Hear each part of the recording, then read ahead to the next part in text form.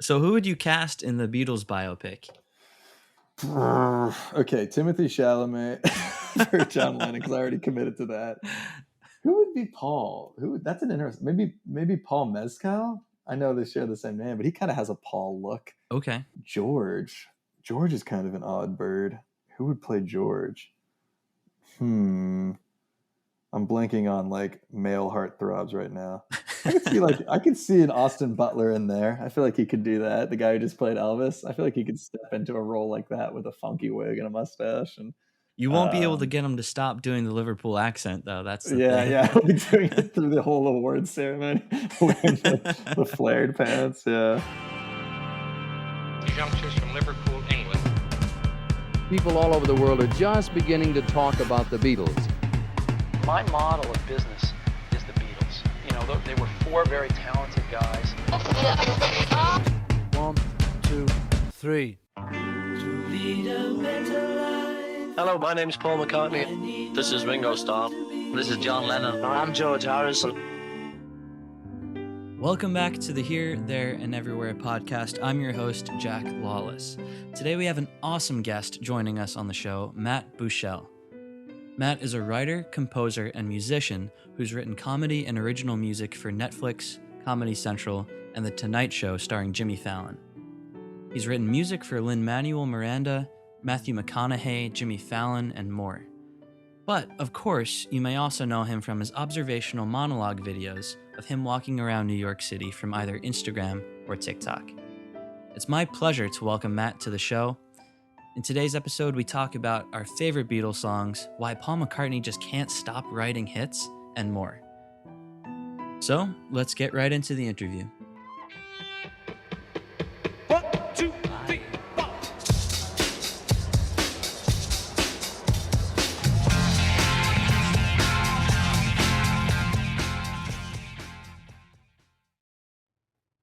Hey, Matt, how's it going today? I'm doing great, man. How's it going? Good. Hey, thanks so much for coming on the podcast. It's great to know that you're a huge Beatles fan. Yes, no, I was very excited when you reached out to me. I'm a longtime Beatles fan, and it's only gotten bigger in my life as I've gotten older. I just love their music. Awesome. When did you hear them for the first time? I was thinking about that. I was like listening to the Beatles this week, getting ready to talk with you, and I was trying to think the first time I heard them. It's hard to remember. That's what I realized. It's hard to remember a time where I didn't know them. Do you know what I mean? Like Right. They have such a huge catalog that it's in my head. It's like the first song I heard was "Let It Be," but maybe that's just the song that I hear everywhere. And so I'm always thinking about "Let It Be." It's so that and like "Yesterday," the big ones. But I did have a specific memory I was thinking about where I remember listening to Penny Lane in the minivan with my mom, and I remember her singing along. And when you're like 7 or 8 or 9 years old, however old I might have been at the time, it's sort of like that kind of music is annoying. You know what I mean? Like I was listening to like pop music. I was listening to like Backstreet Boys and Britney Spears and like Spice Girls. Like I loved whatever was on TV and music video culture I was in. And stuff that sounded like Penny Lane to me sounded like like crazy carnival music. But I do remember listening to that song, and my mom, I have a specific memory of my mom like harmonizing in the chorus. It's such a beautiful song, and I still think about that weird like childhood memory every now and then when I hear that song of that beautiful. I'm trying to remember how it goes with it. It's like I don't know the lyrics, but you know, the Penny Lane is in my hand, in my hand, and then like 5 voices come in like the da, da, da, da, da. It's beautiful. But yeah, I think that's the first clocked memory I have of jamming out to the Beatles was with my mom in the car. That's awesome. And how old were you when you started to get into them fully?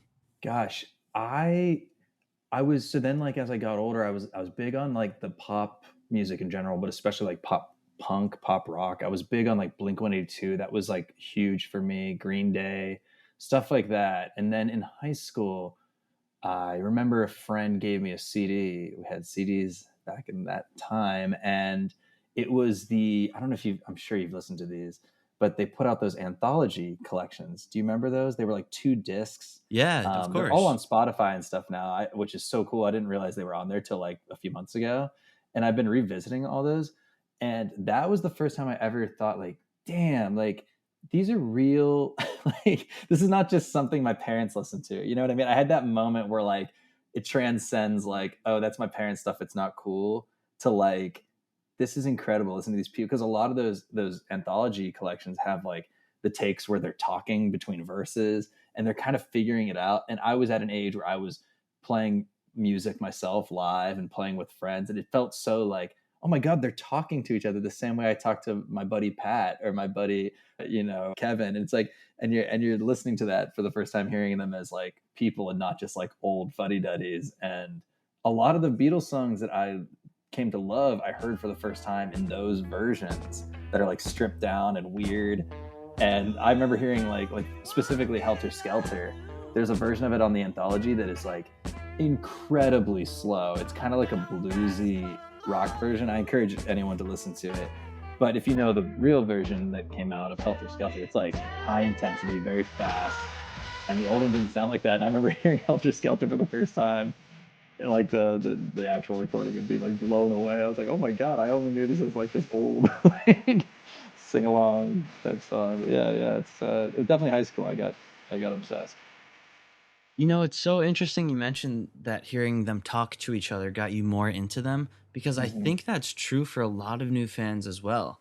Especially with like the recent Get Back documentary, Yes. just seeing them be actual humans, you Yes. can relate to them a lot more. And they also have personality, and like seeing them, it Mhm. just makes you want to hang out with them. Yeah.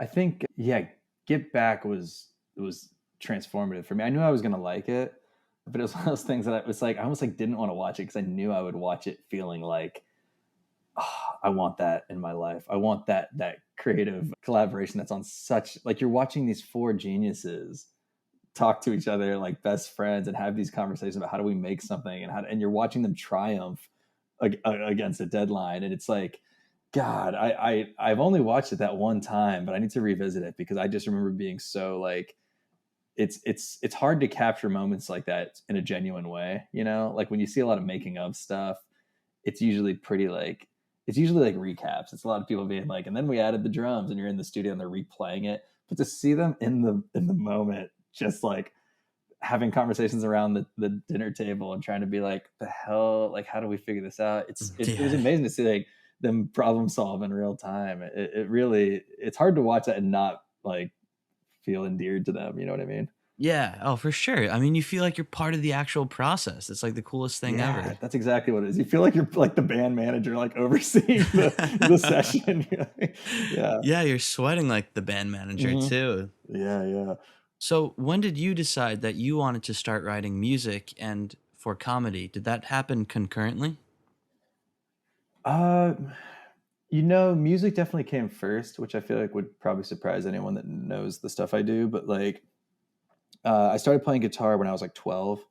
I remember I had to beg my parents to get me a guitar because I had an older brother who was like a superstar saxophone player in the band, and they just, well, you got to go pick an instrument. You got to play in the band too. They really wanted me to do music, but I wanted to play guitar because I was really, as I mentioned, like listening to like Blink-182, Green Day, all the bands that had a lot of like distorted guitars. So they caved. They got me a guitar. I started taking lessons at a young age, and it wasn't long before I started like writing my own songs. Probably like I was like 14 or so, and I was doing like little talent shows and going to the coffee shop in my neighborhood and playing shows with my friends. We'd like organize little nights, and I really thought, I really thought I was gonna be like the next like Blink-182. Like that was the goal. I didn't have a lot of goals. I just was like, well, surely someone will hear my songs and be like, well, this guy's a goddamn genius. Like, it's like we got to get him signed. Like I really thought like that was it for me. I loved doing it. I knew I had some kind of talent, but it obviously wasn't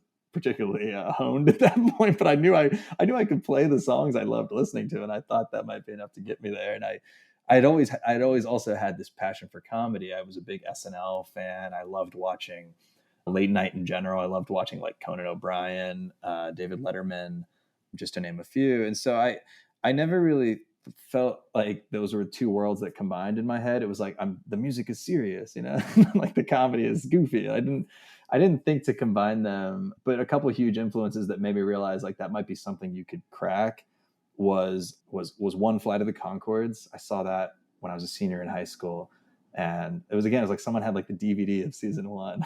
I was like, I don't know if you've seen it, but it's have you watched that show? Or No, I actually haven't seen it. are you aware of it at all? Like, is it on your radar? I've heard of it. Yeah. Okay, yeah, it's great. It's like a half-hour comedy. It's almost like a mockumentary of these two guys trying to make it as like a folk band. And every episode, at one point or another, they break into like a comedy song. I was like, oh, this is exactly what I want to be doing. The songs are great as is, but they're also very, very funny. And the other people that did that really well that I kind of latched onto was the Lonely Island guys on SNL, doing, like Dick in a Box and like I'm on a Boat and all those like huge pop songs that were really funny, but they were also just great songs. And I was like, oh, this is, in a perfect world, this is what I wanted, kind of do. And then I went to college and dipped my toes into doing more comedy and doing like stand up and stuff. And that kind of led me to New York. And I've always kind of blended the two and found success in different arenas. But yeah, it all kind of, I like to do both. And I'm glad that I've been able to carve a path for myself that allows me to do both. Well, hey man, you've come a long way. I mean, your social media has been blowing up in the last year or two. Thank you. And you've written for some pretty cool projects as well. I mean, what was your favorite experience writing so far? Oh, that's a good question. I was very lucky I got to write at the Tonight Show for a bit. I wrote some songs there. That was probably one of my favorite things I've done, and coolest experiences I got to be part of was I did a Christmas song that Jimmy Fallon duetted with Matthew McConaughey. And I got to be a part of like the Zoom where he was recording remotely his vocal part and trying to like make sure he knew how to sing it, and like watching him record like a song I composed and lyrics I wrote was really cool. And then being there when we shot the music, it was like a pre-tape music video, think like Lonely Island type bit. And then when we got to go shoot it, it was fun to be on the floor and very pinch me moment to be like, man, I wrote this song. I mean, your listeners can't see this, but I wrote that song like right at this piano over here. And then like 2 weeks later, I'm on 30 Rock in a empty studio space filming it with him, and he's looking at me like, how do you do this part? What's the melody there? And I'm like, oh, it's the da, da, da, da, da. And I'm like, this is nuts. Like, just was sitting here writing this, and now I'm watching Oscar winner Matthew McConaughey sing my stupid little melody. It was very cool. That one felt special. It was a lot of fun. That's so cool. So tell me about your social media. Yeah. I mean, when was the moment that you knew like, wow, this is really taking off here? It's really weird. I never like, I've been living in New York for about 11 years now, and I've always like dabbled in doing live stuff. I would do stand up here and there, improv. I would do like work on other people's live shows, but I never really felt like I was doing anything like at a high level, like I always felt like I was like, I know I should be doing this, but I don't know why I don't feel like I'm getting better at any of this. And I think that's a very real feeling. I just think some people have the confidence to keep going and get to that next level, where I'm like, if things aren't working after a few years, I'm sort of like, let's regroup here. Let's try to figure out what's happening. And I was always like a fan of writing jokes on Twitter and posting, topical things or whatever. And I was working a job that was going nowhere. And I was getting a little bit older, like my late 20s. And I started like having more and more ideas where I was combining the music and the comedy. And I was like, this is just funnier if I record a quick version of me doing this at the piano, and just little like 40-second videos here and there. And they really started to take off and gave me kind of the confidence to like bail on the job and sort of try to see if I could make that work for a little bit, live off of savings. And that really did kind of take off. And then I started posting those things on Instagram as well. And that kind of led directly to me ending up at the Tonight Show in a lot of ways. And then after I left the Tonight Show, I hadn't really been doing much of my own stuff when I was there, because, you're working at the show, you want to do a good job there, you're pretty busy. And then I left the show and I started doing what I feel like most people know I do now, is like those like kind of walking monologues where I'm walking around New York and just kind of like riffing on something I saw in the news or whatnot. And those have gotten me to like such a bigger audience, like so many more eyeballs than I ever would have expected. I thought I had kind of like done what I needed to do on social media. I felt like I had like had some success. I had gotten me a couple good jobs, and I felt pretty happy with that. But now I feel like I've gotten so many more opportunities from it, and it's been really fun. Like it's been a fun outlet, and it's easy. Like you're familiar with what I do. It's pretty low frills. I don't have to sit around editing. Like what you do on this podcast is way more work intensive than what I do on social media. So I tip my hat to you. But yeah, it's been cool. I can't lie. It's been a lot of fun to like connect with people on there and make stuff for a big audience. I love it. Do the Beatles have any influence on the songs you write or like your sense of humor? Yeah, definitely. I mean, they've written so many types of songs. Like, I feel like the Beatles, in a lot of ways, I started on guitar, and I feel like the Beatles kind of taught me how to play piano. You know, a lot of their songs are pretty piano heavy, or at least the ones I'm kind of drawn towards are piano heavy. And I feel like what I try to do in my songwriting above anything else is go for some kind of hook or some kind of melody that you'll keep singing. And I love layering harmonies. I love lots of vocals, and I feel like that's something they're so good at. Yeah, it's one of those things where like they did stuff that if anyone covered it, it would still be incredible. And that's kind of what I shoot for, because so much of what I've done as a professional songwriter has been writing music for other people. And I release my own stuff and do my own music, but I do feel like the Beatles have that thing that I try to emulate of like, picture anyone singing this, whether it's like Adele or like Machine Gun Kelly, like anyone across the spectrum could sound good singing the song with like an accompanist. You know what I mean? That's like what I always aim for. I'm like, are the bones of this good? And now with that mindset, everything I write now, I pretty much always start on piano, because I feel like that's like where my brain is lately. But yeah, it all from that Beatle root of like bang out a few chords, get that melody down, and then you're off to the races usually.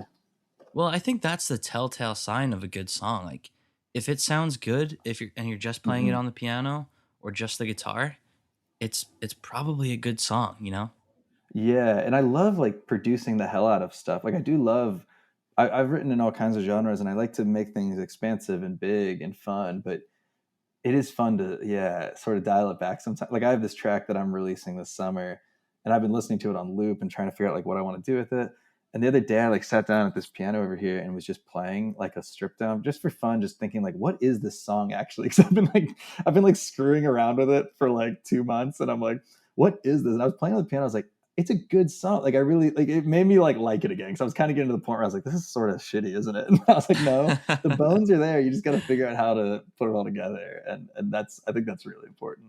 Well, that's like the creative experience in a nutshell. It's like one day this is really good, and then the next day it's like this is terrible. Yeah, exactly. And then the next day it's really good again. So yeah.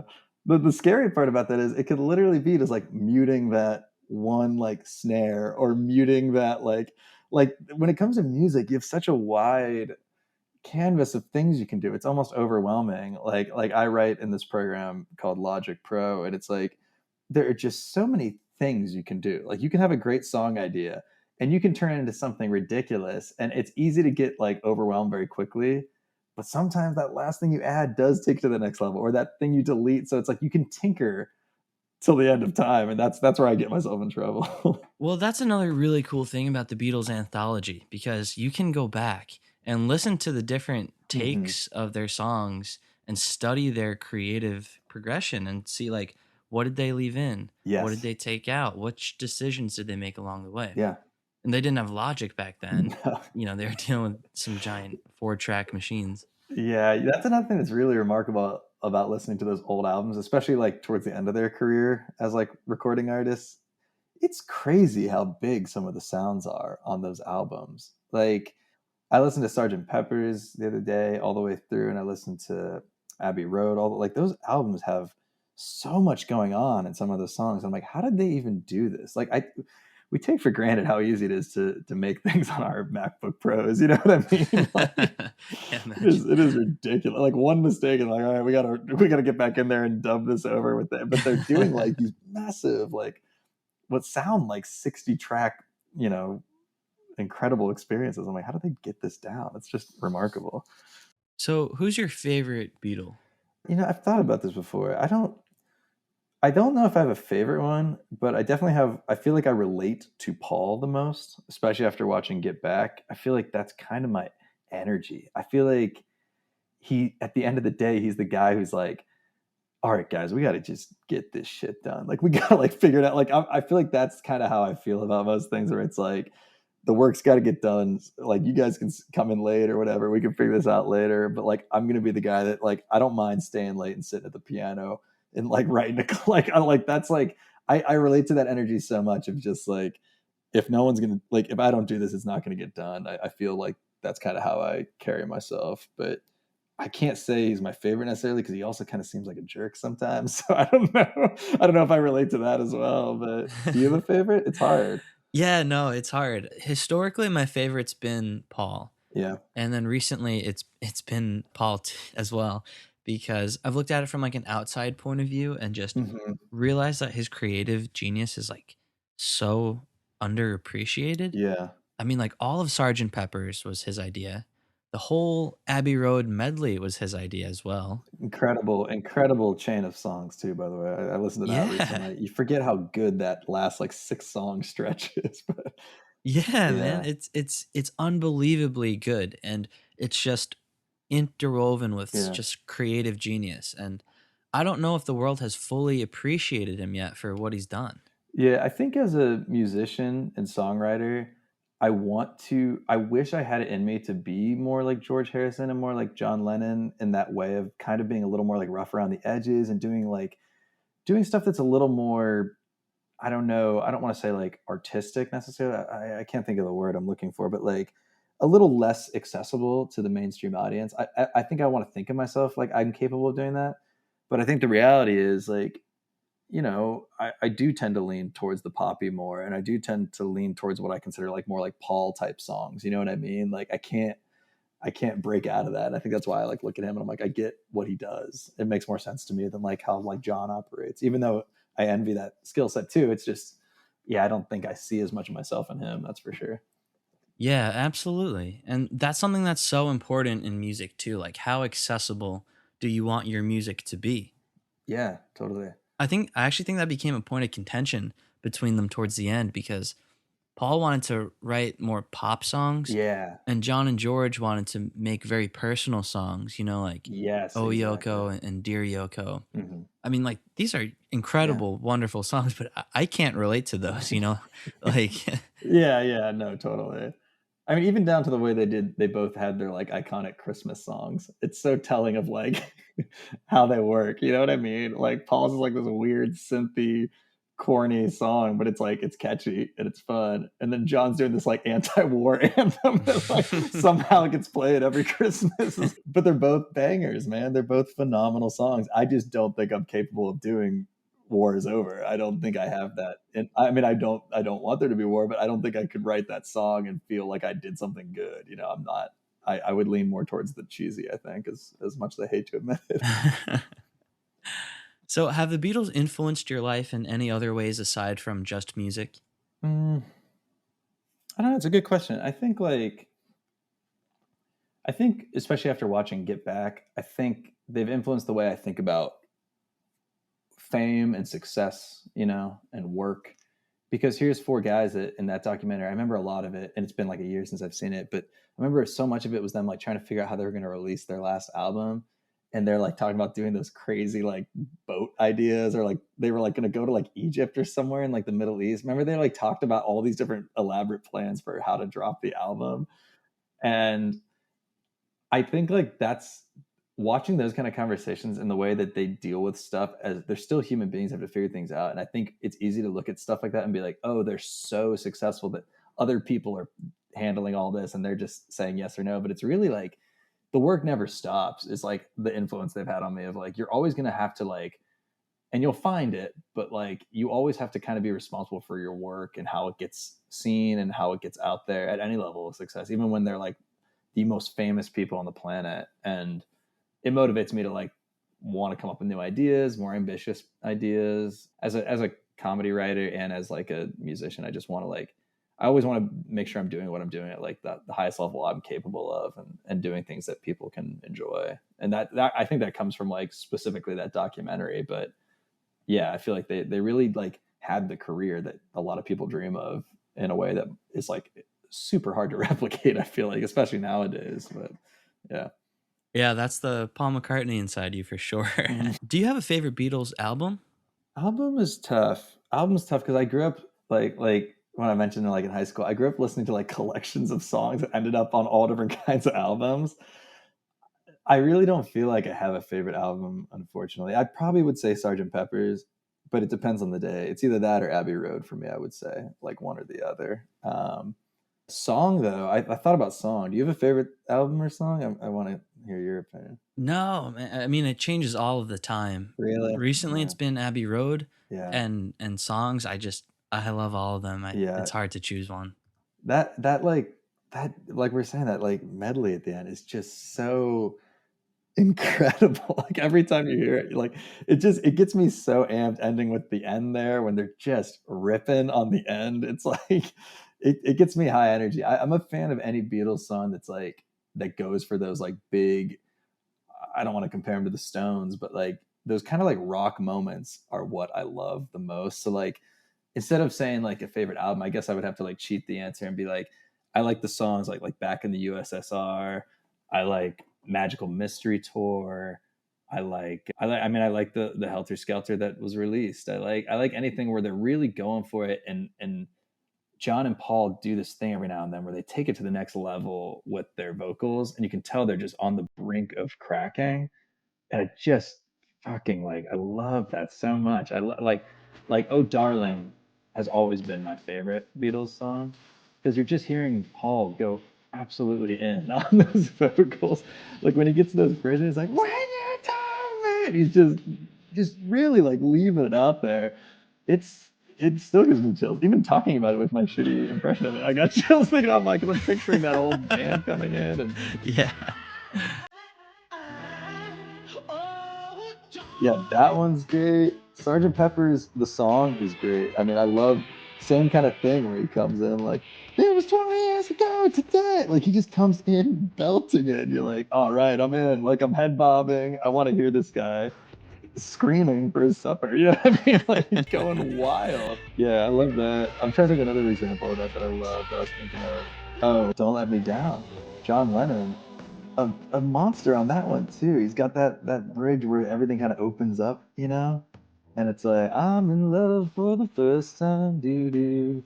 He has that one line. He's like, I don't know it's gonna last, and then he's like, it's a line that lasts forever. He like screams that line, and it feels like he really feels it. You can tell he really believes what he's saying, and like, yeah, any Beatles moment where you can feel like their heart is fully on their sleeve, I'm like, turn it up to 10. Let's go. I'm on board. Oh, 100%. I mean, that's like the best part about the Beatles, like their energy. Yeah. You can't fake that. No, you can't fake it. It's like, yeah, because I feel like they're so known for these beautiful melodies and these beautiful harmonies, and they can do that so well. But like, there's something special to me when they really kind of like let their foot off the brakes, and really go for it, and don't, and kind of like throw caution to the wind. Like, I was listening to Back in the USSR, and it doesn't have the vocal thing I'm talking about, but man, that guitar solo comes in, and you're like, this feels crazy for like it feels like the Beatles don't do a lot of stuff like that, and that's one where they're just ripping the whole time, and you're like, it really gets me going. So I'm like, this is not how I remember like as a kid listening to Penny Lane, which feels like a theme song to like a fairy tale. Like then you hear like songs like Back in the USSR as you get older, and you're like, damn, these guys were pretty hardcore, but it's easy to think of them as like the cute four boys from, Liverpool or whatever. Yeah. And, even on their earlier Yeah. songs too, like Twist and Shout, for example. Yes. John Lennon tore his vocal cords recording that song. Like the last take, and that one was it. Yeah. Those I forgot about like Twist and Shout. They used to, yeah, there's a couple other ones. I don't think about the early Beatles as much, I have to admit. But yeah, Twist and Shout is killer. Saw Her Standing There. Like, those are just those old, like almost like blues progressions where they just rip. Like it's just straight rock, and it's really, really fun to listen to. Yeah. And the coolest part about them doing that is like they'll have a song like The End where it's like an insane drum solo and then a 3-part rock guitar solo, and then it just cuts and goes straight to just like the piano, and they're singing like the most profound lyrics, and they could do that and it works perfect. It sounds like the best like song a ever. 5-part harmony, like after like it's like, yeah, it's that to me will always be my favorite like ending of one of their albums. Ending on the end Those drums are great. I just love that build up when the kick is going pum pum pum pum pum tum tum tum tum tum tum tum tum tum. It just gets you so like knowing that first like kind of shitty sounding guitar tone is gonna come in like damn damn damn. Like anytime I hear that drum, I get so excited because it's pure energy. Like you can tell they made it in the same room together at the exact same time, and that's really hard to get that energy to be conveyed in like modern music. I mean, people do it all the time. I'm not one of those people that thinks like modern music bad. I love modern music, but like there's certain sounds like that where it just feels so organic and real, and it's hard to do that. Yeah. Yeah, and speaking about modern music, what do you think it is about the Beatles that makes them relevant to audiences today? I would say I think it is that they have created so many, I don't want to say genres, but like so many types of songs. I feel like they've done every song you would want to do as far as like the style and the energy behind it, that like it's almost like if you're setting out as a pop artist to write a song, you're going to steal from them almost like subconsciously. Like it's almost impossible to not feel their influence in like anything you do as a modern musician, whether it's like a certain harmony you're doing or a chord progression that worked because it worked so well in like Oh Darling's Bridge or something like that. It's like so many things come from what they've already done. And I know lots of people have written songs like them, and they're not the only people that have written pop songs during their active years, but like it does feel like they did such a high quality version of every type of thing, whether it was a ballad or a straight like blues song, like we were talking about, and like, or an experimental a cappella, like Because or something, like they really just, they've done it all. I would say too, that like the fact that Paul still works so much on stuff, like you hear him in pop music every now and then. And like Kanye used to be like one of my favorite artists, and before he really kind of went south. But the song he did with Kanye and Rihanna, 4 or 5 Seconds, I don't know if you're familiar with it, Oh, but of course. one of my Yeah. favorite songs of all time. And Paul just laid down that chord progression, and I believe, I could be getting it wrong, but I believe he's also responsible for a lot of the framework of it, like the melody. And it's one of those things that like if Paul can make a song with people like Kanye West and Rihanna, and it sounds so timeless, he's just got that gift. Like the Beatles music and songwriting is never, it's never gonna go away, in my opinion. Oh, yeah. No, 100%. That is such a great pop song. It really is. Yeah. Yeah, it's amazing. I don't know if you know Kiss of Venus with Dominic Fike. No, I know who this is though. Let me write that down. Yeah, I mean, so a couple years ago, during 2020, Paul McCartney released his album McCartney 3. And then a few months later, he released McCartney 3 Imagined. And he had all these contemporary artists essentially like re-record the songs that he wrote for that album. Oh, And cool. Dominic Fike recorded this amazing version of Paul's song The Kiss of Venus. And it's this cool experiment because you get to hear Paul's songwriting, but through a new, younger voice. It sounds really cool. It's a great song. But like you were saying, the songs that Paul writes still sound so great even today. Yeah, I'll have to listen to that. I kind of remember when this was coming out. I want to say, was Phoebe Bridgers a part of that? I feel like Yeah, she was. I saw hers and it was really cool. Yeah, I need to check out his though. I like him a lot. Yeah, he's one of those people who are like, man, what a what a songwriter. Like the amount of songs he has written just from a number standpoint that are all like pretty good. It's remarkable. Yeah, it's really cool. Where do you see the Beatles in the future? I don't know. I mean, in a nightmare world, like AI, John Lennon is doing like songs with AI, George Harrison, and they're all doing covers of like, I don't know, like Blink 182 or something. It's like there's gonna be like who knows what the future is as far as like where their music will be or what they'll do. But I don't know. It's one of those things that like I do feel like will be around forever. We'll probably see a pretty bad biopic with like, I don't know, Timothy Chalamet playing Lennon or something. I don't know. Once Paul's no longer with us, we'll probably get that shit movie, but I don't know. I don't know, man. I think the music is just so powerful that it's the kind of thing that like you go into any like bar that's doing live music in a music town, and whether Nashville or New York or Austin, anywhere, you're gonna hear a Beatles song no matter what. And I think that's like enough that like knowing that like anyone that picks up a guitar or a piano or gets behind a drum kit is like learning off their stuff because it's it's accessible, like we were saying, but it also is just, it hits something. It's like everyone relates to one of their songs in some way. Like you can't say you're like when people say they're a Beatles hater, I don't buy it. Like you can't, it's just a contrarian take. Like you don't have to love them, but there's no way you like don't respect what's going on here. It's like, come on. So who would you cast in the Beatles biopic? Okay, Timothy Chalamet for John Lennon, because I already committed to that. Who would be Paul? That's an interesting. Maybe Paul Mescal. I know they share the same name, but he kind of has a Paul look. George is kind of an odd bird. Who would play George? I'm blanking on like male heartthrobs right now. I could see an Austin Butler in there. I feel like he could do that. The guy who just played Elvis. I feel like he could step into a role like that with a funky wig and a mustache. And You won't be able to get him to stop doing the Liverpool accent, though. That's the thing. yeah, he'll be doing it through the whole award ceremony, wearing the flared pants. Yeah, Ringo. Yeah, who do we get for Ringo? That's an interesting one. Maybe do like a comedy casting for Ringo, a silly guy, some kind of, I don't know who it would be, but have to be like maybe like a out of left field male stand-up actor or something, That's the role. I'll read for that part if they let me. So speaking of that, Matt, what are you up to now? Are you involved in any projects at the moment? What's going on? At the moment, I'm a member of the Writers Guild. So at the moment, we are withholding our labor for TV and film projects. So I'm not working on anything in the TV film space, but I'm doing a lot of writing. I'm working on some new music that I kind of mentioned earlier, but I do want to drop this new single under my name this summer. It's called Over You. I'm really happy with it. It's coming along in the tinkering phase, but we're getting there.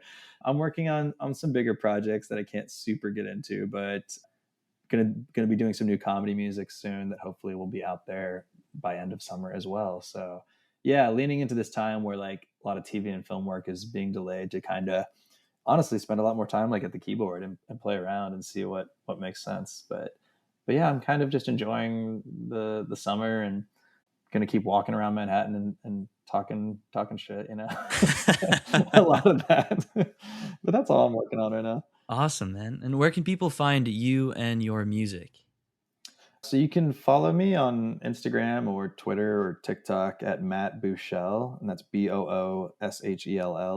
And then I'm on like Spotify and Apple Music and anywhere you would stream music under the artist name Buechele, Booshell. Awesome. Well, I'll leave those links in the podcast description. Matt, thanks so much again for coming on the podcast. I had a blast. Yeah, thanks, Jack. This was awesome. Thank you all for listening to another episode of the Here, There, and Everywhere podcast. I'm your host, Jack Lawless. Thank you again to Matt for coming on the show and bringing such great enthusiasm about the Beatles. To find out more about Matt, you can follow him on social media. All of his links are in the podcast description. If you'd like to hear more episodes in the future, don't forget to subscribe to this podcast so you can hear a new interview about every week or so. And don't forget to follow us at Beatles Earth on all social media. So, I will see you next time with a brand new guest.